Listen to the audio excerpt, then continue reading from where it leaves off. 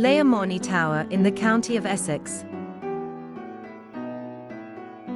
First Baron Henry Marney started the building in 1515, when he was already in his late 60s.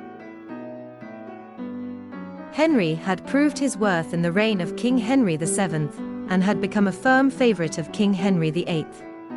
By 1515, he had become Chancellor of the Duchy of Lancaster. Also in this year, Thomas Wolsey had become a cardinal, was named Lord Chancellor, and had commissioned the rebuilding of Hampton Court Palace.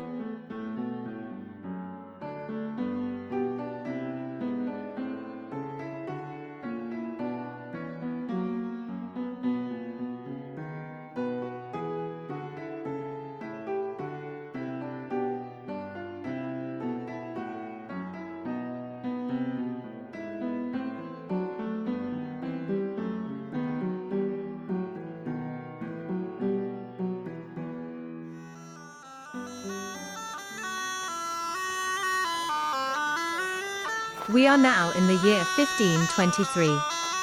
Tudor England was still reeling from the demands made on the people to finance the war in France, but the May Day celebrations were very important and considered the official start of summer, and was marked with music and dance.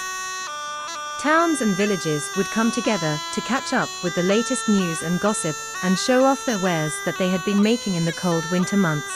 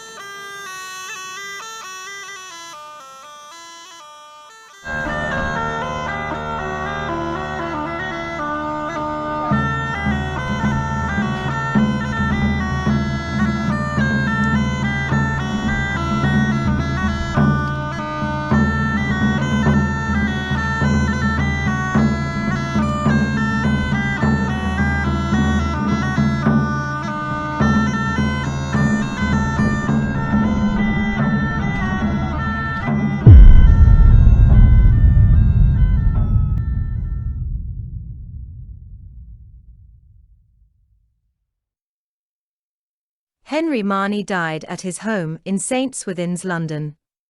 He had left detailed instructions on how his funeral was to be conducted. On the 1st of June 1523, his cortege left St. Swithin's Church, at the start of its 3-day 50-mile journey. The procession rested overnight at Brentwood and Chelmsford before the final leg to St. Mary's Church, which he had built close to his ancestral home at Layer Marney.